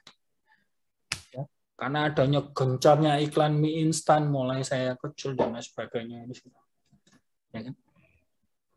Sampai waktu tertentu sekarang sih saya sudah tidak makan mie instan, tapi sebelumnya sampai waktu tertentu itu meskipun saya pernah masak mie instan dan tanpa sadar sebelum saya makan ternyata mie instan itu sudah jadi set, ada setnya. Itu kan berarti betapa bahayanya mie instan itu. Kalau dia sudah kadaluarsa kita tidak tahu, kita masak ternyata sudah muncul set di dalamnya. Lah, itu ternyata, Pak, saya sudah pernah mengalami seperti itu. Apakah saya berhenti makan mie instan? Masih makan, Pak. Saya berhentinya ketika saya benar-benar sakit, kemudian dokter mendiagnosis bahwa sakitnya ini makanan-makanan yang instan itu ya akhirnya karena saya benar-benar merasakan sakitnya, ya itu baru bisa merubah anchor yang ada di dalam otak saya sehingga saya menghindari makan mie instan. Itu salah satu contoh. Ya, sehingga tadi itu fokus, kemudian mengadopsi perubahan-perubahan yang tadi, dan ingat bahwa perubahan itu sifatnya eksponensial. Dan rata-rata kalau kita sudah besar, itu biasanya kita merasa kebesaran diri kan, Pak. Jadi sudah besar, kemudian merasa menjadi leader, nah kita lengah, ya kan? Kita lengah. Itu terjadi, Pak, persaingan mie instan antara yang sudah masuk di pasar, misalnya dengan label I, dan mie instan dengan label S, misalkan gitu. S, ya. I dan S. S ini kan baru. Ini sudah menguasai market share 99% karena dia mengakuisisi semua pesaingnya kan. Betul. Nah, kemudian kalau ada sebuah korporasi dengan label W, dia bikin mie instan dengan label S tadi, ya kan? Nah ini kebetulan yang menjadi konsultannya ini, yang saya juga pernah ditunjuk diminta mendapatkan beasiswa dari Seskontrol untuk belajar ke beliau ya. Itu tanpa sadar bisa menggerus market share-nya 99%-nya I tadi itu sebanyak 20%, Pak. Di awal loh, Pak, itu, Pak. Apa ternyata kata kuncinya? Nah, itu nanti kita pelajari juga. Kata kuncinya adalah secara strategik generik yang diciptakan oleh Michael Porter. Jadi kalau kita ngomong strategi generik Michael Porter, wilayah persaingan kita dari sisi bisnis unit, itu kalau enggak kita bersaing dari sisi kepemimpinan harga, cost leadership, atau kita menciptakan diferensiasi, keunikan. Nah, pada saat itu, yang dibaca oleh S ini apa? Ya itu tadi, Pak, kembali. Yang dibaca adalah tren masyarakat, kecenderungan masyarakat, itu yang dibaca. Jadi yang efektif menggerus market share sampai 20%-nya ini, ternyata dia sadar bahwa di masyarakat ini sudah jenuh. Dan pada saat itu sudah dicek pengambil keputusan untuk pembelian mie instan itu adalah ibu-ibu rumah tangga. Dan ternyata setelah dicek secara psikologis, ibu-ibu rumah tangga sudah jenuh dibujui, dibohongin. Sehingga dia menginginkan sesuatu yang instan, yang bisa dia peroleh secara langsung. Dan ini lepas dari perusahaan mie instan yang sudah menguasai sampai 99% tadi, lepas dari concernnya dia. Ya kan? Sehingga dia masih beli mie, dapat mobil, beli mie, ini, dan lain sebagainya. Nah ini kan ibu-ibu ini sudah capek dibohongi. Nah, tapi yang S tadi ini langsung beli mie 5 dapat gelas, dapat piring, langsung diterima. Ya kan? Dan dia ketika menetapkan segmentasinya, dia pilih siapa masyarakat di Indonesia ini yang paling banyak makan mie. Ya, ternyata daerah Jawa Barat. Nah, berarti taste dan rasanya disesuaikan dengan masyarakat Jawa Barat. Berangkat dari situ, kemudian dia bisa menguasai, menggerus sampai 20%. Ini kan baru kemudian kalang kabut kan, yang tidak tanpa duga. Ya sangat. Ya itu tadi biasanya karena dia sudah merasa besar, 99% market share dia kuasai, dia berpikir lah tidak mungkin lah dia akan tergerus marketnya. Nah, tapi ya ternyata itu, apalagi sekarang, Pak, dunianya dunia digital informasi. Semuanya akan bersifat eksponensial. Ya. Jadi kita tidak bisa menjamin segala sesuatu itu pasti. Jadi yang pasti sekarang itu adalah perubahan. Siapa yang tidak berubah? Dan perubahan itu sifatnya at any time. Ini yang pasti. At any time, setiap waktu, setiap saat. Jadi kita itu dituntut memang di era sekarang itu untuk selalu inovatif, selalu kreatif, selalu berkembang. Ya kalau enggak ya kita akan tergerus. Tapi ingat bahwa inovatif berkembang kita harus tetap pada fokus kita, spesialisasi kita, yang menjadi talent kita, yang menjadi keunggulan kita. Saya kira itu mungkin Pak Fajar. Oke, Pak. Ya, terima kasih. Soalnya sekarang kan udah zamannya financial technology ya, dan sudah ke cryptocurrency juga ya. Makanya kita akan mengarah ke sana ini sepertinya yang. Kalau sudah kripto ya. Makasih Pak. Ya, kalau nanti udah kripto dan lain sebagainya itu tadi. Kalau kita ngomong sebetulnya hidup manusia itu berputar, ya kan? Nanti alat pembayaran nanti kembali ke zaman dulu. Kripto kan berarti kembali ke zaman dulu dan nanti jadinya. Betul, Pak. Apa punya apa Arahnya ditukar. udah ke sana sekarang. Loh, Betul. kalau saya bicara dengan teman-teman di derivatif ya, jadi di saham Ya. dan sebagainya. Nanti di saham itu orang tidak hanya sekedar bicara tentang pasar uang, tapi sudah pasar komoditas, Pak. Jual kopi nanti ditukar dengan apa, dengan timah, nanti akan Ya, begitu. barter. Nanti akan terjadi barter. Nanti negara itu ya begitu, Pak. Ya kan? Maka dari itu, kalau kita ini negara agraris ya harusnya kita kembangkan itu agraris kita itu yang menjadi keunggulan kita di situ, ikan, kemudian pertanian, hasil tani, kita fokus di situ saja, ya kan? Nah, dengan kita memiliki satu keunggulan yang cukup besar di situ, baru kemudian. Nah, masalahnya kita tidak fokus seperti itu. Ya, salah satu contoh, kita ini penghasil timah terbesar di Indonesia, di dunia sebetulnya. Tapi siapa yang memasarkan di pasar saham? Malaysia, Pak. Kita penghasil sawit terbesar di dunia, tapi siapa yang memasarkan sawit itu? Malaysia juga. Malaysia lagi. Yang lebih menarik itu kita punya perusahaan sorbitol terbesar nomor 1 di dunia juga, ya kan? Persaingan. Oh ya, sorbitol. KR itu aneka kimia raya. Ya di mana itu? Iya. Dulu klien saya itu waktu jadi akuntan.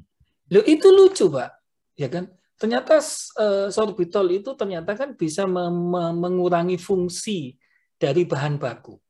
Jadi kalau misalkan dia dicampur untuk membuat roti dengan campuran sorbitol misalnya gitu, gandum yang harusnya dibutuhkan sekian itu bisa dikurangi. Maka dia tidak bisa masuk ke Amerika, nggak bisa masuk, Pak. Ya kan? Kenapa ya? Akan membunuh petani-petani gandumnya dia. Nah, itu sebetulnya hak negara itu harus hadir, kita protection. Jadi kalau kita ngomong negara liberal dibandingkan Amerika, Indonesia itu lebih liberal. Jadi apapun di sini itu bisa masuk dengan segala kebebasannya. Jadi kalau misalnya pemerintah sekarang kita mulai hati-hati ya, sebetulnya kita harus menyadari ya, karena kita kebablasan memang, ya kan? Iya. Ya sebagai Sorbitol itu PT Sorini itu dulu. Ya, Sorini Corporation, betul, Pak. Ya. Nah itu kenapa dia bisa leading? Ya karena bahan bakunya hanya tumbuh di Indonesia sama Brasil kalau nggak salah. Gaplek itu, Pak. Ya. Apa istilahnya pohon setan ya istilahnya. Ketela pohon. Nah itu saya dengar juga sekarang di Jombang di Wonosalam itu juga bentuknya kayak ketela itu, Pak. Ditanamkan kemudian muncul kuncup terus ada timbul daun. Nah daunnya itu ternyata menghasilkan satu bahan baku kosmetik yang sangat bagus, Pak. Nah persoalannya yaitu tadi ketika di value added itu ternyata dia yang bisa memproduksi itu Korea, Jepang. Tapi bahan bakunya dari kita. Dan kita ini sebetulnya kaya lah. Maka dari itu ya kita berharap lah pemerintah kita mulai concern karena sadar. Sebetulnya pemerintah kita itu pinter-pinter, Pak. Saya tahu ya, tahunya gini. Adik saya kan menjadi salah satu staf ahli di LIPI untuk bidang ekonomi pembangunan dan dia keahliannya itu di inflasi, Pak. Nah, dia pernah dikontrak oleh Korea. Ya, Korea kebetulan yang kontrak dia itu Korea Selatan. Dia pernah dikontrak untuk Korea untuk melakukan sebuah riset bagaimana untuk menciptakan titik inflasi itu selama 10 tahun ke depan itu flat, Pak. Jadi flat inflasinya itu. Dan itu bisa, Pak. Dan ahlinya itu salah satunya ya kita ambil dari Indonesia ini. Berarti kan yang menarik sebetulnya orang Indonesia ini pinter-pinter sebetulnya. Bisa. Sehingga Korea itu, Pak, kenapa dia secara ekonominya stabil? Ya karena dia sudah perhitungkan itu. Ya meskipun dia berperang selama 10 tahun itu harga-harga bahan pokok itu dia tetap stabil. Dia jaga itulah. Itu tadi ya karena dia melakukan riset kemudian dia terapkan itu untuk menjaga stabilitas ekonomi kita. Ekonominya mereka. Jadi saya yakin ya nanti Indonesia akan bisa lah. Saya sampai hari ini masih patriotisme tinggi. Saya yakin bahwa negara saya akan menjadi lebih baik. Amin. Ya, mungkin ada yang mau di-sharingkan yang lainnya? Monggo, silakan. Ada pertanyaan? Ya, silakan saya Mas Indi. mau tanya, Pak. Ya, siap Mas Indi. Mohon maaf kalau backsound-nya jelasnya di luar soalnya. Ya, enggak apa-apa Mas Indi. Silakan Mas Indi. Ya, Pak, terkait manajemen strategik, di mana kan banyak faktor ya untuk menentukan keberhasilan strategi yang kita tentukan. Salah satunya yang saya belum bisa pahami itu tentang budaya perusahaan. Apakah itu mampu mempengaruhi atau menjadi faktor strategi yang kita laksanakan itu akan mempengaruhi secara keberhasilannya itu persentase ataupun apapun itu mempengaruhi kesuksesannya sampai berapa lama yang perusahaan yang hierarki itu nanti strategi ini tuh berjalan mungkin bisa 100% sampai berapa tahun begitu contohnya ini. Begitu Pak, mungkin butuh penjelasannya. Oke, terima kasih Pak Sandy ya. Jadi sebenarnya Pak Sandy ini pertanyaannya menarik dan saya pribadi pernah terlibat melakukan sebuah riset. Saya ini penasaran juga sama kayak Pak Sandy. Jadi saya penasaran sebenarnya apa sih yang membentuk budaya organisasi itu, ya kan? Strategik budaya, karena kebetulan kan S2 saya tentang strategic human resource dan saya meneliti tentang budaya organisasi. Saya ini kepingin tahu sebetulnya siapa sih yang membentuk budaya organisasi itu, ya kan? Apakah individu karyawan, jadi budaya-budaya individu, kemudian mereka melakukan sebuah konsensus, terus akhirnya terciptalah sebuah budaya. Ya kan? Kemudian apakah kemudian aturan perusahaan yang kemudian itu menjadi sebuah budaya, atau budaya individu dari CEO-nya, pemimpin utama ya ini CEO-nya. Ya. Dan hasil penelitian saya juga menarik. Dan penelitian saya ini ternyata hasilnya juga didukung oleh penelitian-penelitian yang lain di beberapa negara. Ya. Jadi ternyata hasil riset saya itu menunjukkan yang membentuk budaya organisasi itu adalah budaya CEO-nya, budaya pemimpinnya. Jadi kalau pemimpinnya bagus, itu ternyata akan membentuk budaya organisasi dan budaya individu. Ya kan? Ternyata individu kita sebagai karyawan itu kreatif, kita bisa bekerja dengan baik, kita bisa bekerja dengan produktif. Itu nggak tergantung budaya kita ternyata. Ternyata tergantung dari budaya pemimpin. Jadi pemimpin yang memiliki karakteristik budaya yang bagus, kemudian dia mendeliver budayanya dengan berbagai aturan kebijakan dan contoh dan lain-lain, ya kan? Itu ternyata itulah yang membentuk budaya organisasi. Ya, makanya tadi kenapa itu yang tadi yang saya sampaikan itu hasil riset ya. Jadi strategic decision, good strategic decision. Jadi pengambilan keputusan strategik yang baik itu adalah gabungan antara analisis dan intuisi. Nah, intuisi di sini itu adalah peran CEO tadi itu. Jadi kalau CEO kita itu bagus, ya akan menghasilkan satu budaya yang bagus tadi itu. Makanya kenapa dalam strategik itu yang tertinggi di atas itu adalah visi, misi, tujuan. Dan visi, misi, tujuan itu mencerminkan credo, value, nilai dari para pendiri perusahaan kan. Pendiri perusahaan ini mau dibawa kemana? Dan ternyata itu ya itu. Jadi visi yang dijiwai, visi yang diinternalisasi ke bawah dengan baik, itulah yang akan menjamin tercapainya keberhasilan daripada sebuah perusahaan. Ya. Jadi budaya organisasi tadi itu terbentuk dari situ. Ya mungkin ada beberapa riset yang kemudian menghasilkan dengan satu temuan yang lain, tapi kebetulan temuan yang saya lakukan dan didukung oleh beberapa penelitian yang lain itu menunjukkan bahwa budaya pemimpin itulah yang membentuk terjadinya budaya organisasi dan budaya individu para karyawannya. Ya ternyata sama kalau kita bicara tidak hanya dalam tataran organisasi ya, tataran perusahaan, dalam tataran negara juga begitu. Bagaimana Korea itu bisa mengalami suatu pertumbuhan yang eksponensial, bahkan pada baseline-nya itu lebih bagus kita dibandingkan Korea Selatan. Misalkan contohnya seperti itu. Karena pemimpin di awal, ketika Korea lepas dari penjajahan Jepang dan sebagainya, itu dia langsung menciptakan suatu konsep Beat of Japan, ya kan? Kemudian dia menunjukkan dengan kapasitas kepribadiannya dia kemudian menyerahkan semua 50% dari harta kekayaannya untuk kepentingan negara, dan itu dilihat oleh masyarakat dan lain sebagainya. Itu akan menjadi satu satu hasil yang perubahan budaya yang luar biasa, apalagi di era digitalisasi informasi ini. Jadi, itu penting. Bagaimana kemudian Jokowi di periode kedua bisa menang dengan konsep Jokowi adalah kita. Jadi pendekatan-pendekatan yang kemudian menyebabkan secara empati, secara emosional orang-orang yang dipimpin itu akan justru meningkatkan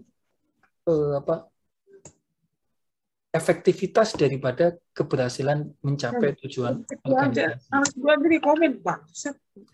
Ya. Jadi itu mungkin Mas Sandy jawaban saya. Mungkin ada yang didiskusikan lagi, Mas Sandy. Silakan. Cukup Pak, mungkin saya perlu belajar dulu, mempelajari beberapa informasi yang disampaikan Pak Arasi tadi untuk pertemuan selanjutnya. Ya. Baik, masih ada pertanyaan?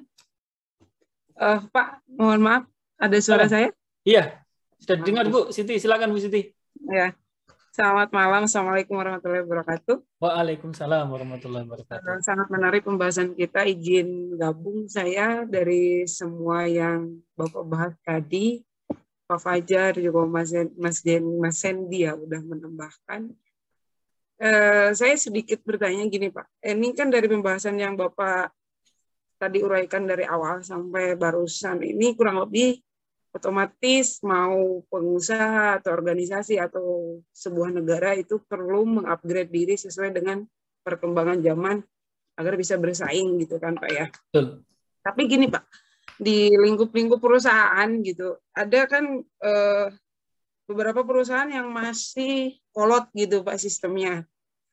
Dan akhirnya kemajuan itu sulit untuk dicapai. Bukan kemajuan secara ini ya, kayak roda organisasinya tidak jalan. Artinya gini, komunikasinya tidak dua arah, terus kenaikan gaji, terus hak-hak karyawan tidak dikasih. Itu juga berpengaruh karena mungkin mereka tidak membuka diri dengan perkembangan zaman atau hal-hal yang modern ini. Nah, kalau misal saya sendiri pernah bekerja di perusahaan yang seperti itu gitu. Saya sebagai AR 5 tahun di situ. Tapi ya memang agak gitu, yang mau mengupgrade saya juga keluar gitu Pak. Usulan-usulan apa untuk si para shareholder ini biar mereka ini bisa mengikuti, oke, ini zamannya sudah seperti ini nih, seperti yang Bapak bilang tuh ada 4.1, 4.5, seperti itulah gitu. Karena kita kan sebagai pekerja ya, bukan pemilik gitu. Otomatis kan roda organisasi tetap harus muter Pak, harus muter, komunikasinya dua arah, up to date terhadap dunia luar, apalagi di zaman digital seperti ini gitu loh Pak. Gitu aja sih. Terima kasih. Selamat malam. Assalamualaikum. Terima kasih. Pertanyaannya menarik Bu Siti.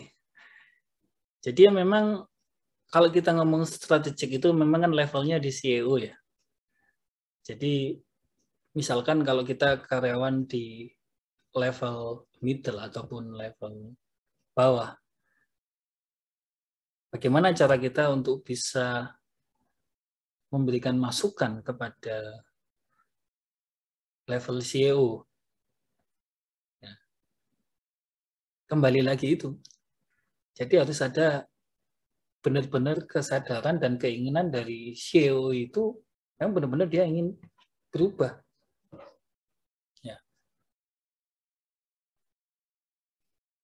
Sebagai salah satu contoh, ada sebuah perusahaan cukup besar, ya, saya tidak sebutkan. Dia menanamkan sebuah kredo di dalam perusahaannya adalah bahwa setiap orang harus bisa memberikan saran untuk kemajuan perusahaan. Dan ketika seseorang memberikan saran itu harus dikaji. Dari siapapun orangnya harus dikaji, dan jika baik harus dijalankan. Itu kredo yang diciptakan. Apa yang terjadi? Akhirnya semua orang mengusulkan saran. Sampai pada yang level bawah. Kebetulan level bawah ini adalah dia tukang pembuka katup limbah. Jadi kalau ini kan kebetulan dia memproduksi oksigen murni. Jadi berdasarkan manual book-nya, katup limbah itu bukan berdasarkan manual book, berdasarkan apa, kalau misalnya kita beli mesin dari luar negeri itu kan ada namanya ahli teknologi. Berdasarkan kata ahlinya, itu membuka katup itu 8 jam sehari. Lah, karena setiap orang harus usul, lah karyawan paling rendah ini dia bingung dia mau usul apa. Ya saya paling hanya bisa usul bagaimana saya membuka katup itu enggak 8 jam sekali. Ya 1 jam sekali lah supaya saya kerjanya juga lebih banyak. Dia karyawan paling rendah memang di perusahaan itu. Ya sama kayak misalkan di perusahaan yang lain tukang sapu atau apa gitu. Karena dia kan tukang pembuka katup limbah.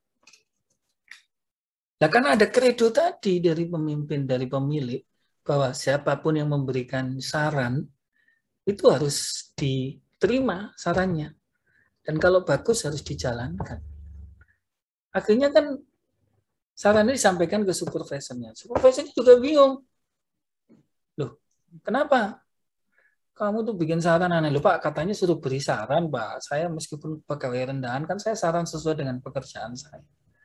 Ya karena ini kredo yang diciptakan oleh pemimpin di atas, yang mau tidak mau kan disampaikan. Sampai akhirnya disampaikan ke pemimpin perusahaan, akhirnya mau tidak mau pemimpin perusahaan kemudian membuka manual book-nya dari mesin tersebut.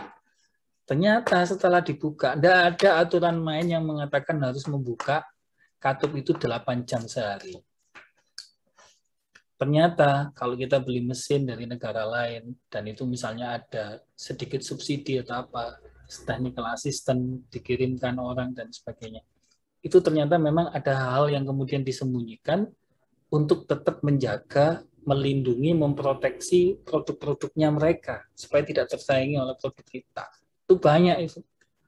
Ya, hal-hal yang seperti itu. Ya karena memang tidak ada di manual book-nya, tidak dikatakan membukanya 8 jam sehari. Mau tidak mau kemudian diizinkan untuk dibuka 1 jam sehari. Semuanya mengikuti aturan, tapi memperhatikan, coba dicek jangan sampai terjadi kebakaran atau terjadi konsleting dan sebagainya, karena itu dibuka 1 jam sekali, ya kan, bukan 8 jam sekali. Ternyata setelah dibuka 1 jam sekali, nggak ada masalah. Nah, tapi yang menarik setelah laporan periodik tahunan, ternyata perusahaan ini mengalami tambahan keuntungan sampai sekian miliar dalam 1 tahun itu. Pada bingung, padahal tidak ada. Dicari apa, semuanya tetap. Yang terjadi ternyata ada efisiensi dari sisi produksi. Jadi produksi itu menghasilkan dengan proses yang sama menghasilkan lebih banyak. Nah, ternyata apa? Gara-gara katup pembuang limbah tadi itu dibuka cuma 1 jam sekali, sehingga oksigen murni yang ikut keluar itu menjadi berkurang, menjadi lebih sedikit. Jadi benar-benar limbah yang keluar, bukan oksigen murninya. Sehingga hasil oksigen murninya itu menjadi lebih banyak. Nah, saran tadi orang pegawai rendah, paling rendah ini, sarannya ternyata mendatangkan keuntungan yang begitu luar biasa buat perusahaan. Ya satu-satunya jalan ya kalau kita sebagai karyawan rendah ya kita berdoa minta kesadaran muncul dari para pemimpin kita, memang dia mau berubah dan dia mau menerima masukan. Ya, sama halnya ketika pabrik coklat di Italia itu pada mau tutup ya. Karena sudah tergerus, persaingannya susah. Rapat tiap hari. Ya, hari ini rapat. Mungkin sama seperti Nokia yang tidak mau. Betul. Ini ya Pak. Nokia yang tidak mau menerima, akhirnya ya Ya. Padahal mereka tidak melakukan kesalahan, tapi mereka tersingkir dengan sendirinya. Betul. Dan ingat bahwa ketika kita ngomong bisnis, atau kita mengomong pada diri kita, ketika kita misalkan mengembangkan diri kita, tapi tidak berbasis pada need, kebutuhan. Diingat, contohnya misalkan dulu ada perusahaan pesawat dulu yang cukup besar mengalahkan Garuda sebelum Lipo atau Air Asia dulu itu terkenal Simpati ya betul. Sama juga dengan ini Nah, pesawat itu kan jual waktu toh. Nah, ketika dia kemudian karena anunya banyak, kemudian dia mengganti keterlambatan waktunya dia itu dengan satu kompensasi, akhirnya dia melupakan core bisnis dari pesawat tersebut, ya dia akan habis, ya kan? Cipaganti juga sama kan, seperti itu. Dia transportasi, tapi kemudian dia melenceng core-nya ke bidang finansial, ya akhirnya hancur juga. Diri kita juga begitu sama. Kalau Ibu baca teori Society 5.0, kalau kita ingin bertahan di era sekarang, maka kita harus kembali kepada talent kita. Maksudnya gimana? Karena setiap manusia itu terlahir dengan talent yang berbeda. Tidak ada satupun orang gaya duduknya sama, cara ngomongnya sama, ya kan? Dari situ saja sudah kelihatan bahwa Tuhan memang menciptakan kita dengan talent yang berbeda. Maka dari itu, baik Tunde Semaringin maupun hasil-hasil riset itu, maka orang mengembangkan kompetensi dirinya, spesialisasi dirinya, itu harus berbasis talentnya dia. Nah, saya pernah belajar di NLP ya. Saya juga penasaran karena pada saat itu yang ikut banyak, tapi kenapa saya yang lolos? Saya tanya kepada master asesor saya atau master trainer saya. Kenapa saya lolos? Karena terus dia menyampaikan begini. Kita mengembangkan mengembangkan NLP itu berbasis talent. Loh, caranya bagaimana Bapak melihat Bapak baru mengenal dengan saya kemudian menyatakan itu setelah saya dekat saya sudah dinyatakan certified, baru saya tanya ke beliau baru membuka, kalau di awal pasti tidak dibuka.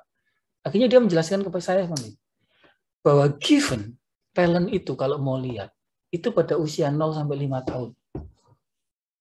Talent seseorang itu yang given, yang benar-benar pemberian dari Tuhan, itu di usia 0 sampai 5 tahun. Nah, pada usia 0 sampai 5 tahun itu apa yang kamu paling menonjol? Oh, makanya kenapa pertanyaannya ketika saya ngikut tes, kemudian wawancara, itu yang ditanya itu. 0 sampai 5 tahun, apa yang paling menonjol? Kejadian apa yang pernah Anda alami, yang paling Anda rasakan, kemudian itu membekas di diri Anda, dan apa yang paling menonjol di usia itu. Kemudian ditanya lagi, 5 sampai 9 tahun, prestasi apa yang sudah bisa Anda capai? 9 sampai 12 tahun apa? Selebihnya itu kita sudah jadi. Kalaupun terjadi sesuatu talent di kita, itu tidak berbasis pada genetik kita, tetapi berbasis pada selotip dan fenotip. Nah, selotip dan fenotip ini itu gampang berubah, gampang mudah dipengaruhi dan gampang hilang. Tapi talent yang berbasis genetik itu given menjadi milik kita. Bahkan kalau itu bisa diasah dengan baik, itulah yang akan menjadi yang namanya be yourself. Ya kan? Anda akan menjadi diri kita sendiri. Kita akan menjadi diri kita sendiri menjadi lebih baik yang tidak akan mungkin tergantikan oleh orang lain. Maka dari itu kompetensi perusahaan trennya ke depan itu human capital. Jadi aset penting perusahaan itu bukan pada dia seberapa banyak memiliki istilahnya mesin, seberapa banyak dia memiliki tanah, kapital dan sebagainya, tapi seberapa banyak dia memiliki SDM yang memiliki talent unik tadi. Ya kan? Kalau Anda ingat Apple itu siapa talent uniknya? Ya kan? Steve Jobs. Ya kan? Kemudian Steve Jobs di-cloning kan. Maka dalam teori NLP, ketika Anda sudah menemukan human capital, menemukan SDM yang memiliki talent yang unik, yang itu menjadi kapasitas dan kapabilitas perusahaan Anda, lakukanlah cloning. dengan metode metaframing. Itu ada konsepnya itu. Ya kan? Di dalam teori NLP. Makanya kan perusahaan-perusahaan multinasional rata-rata menggunakan itu. Jadi itu ya Bu Siti, mungkin sekedar penjelasan saya ya.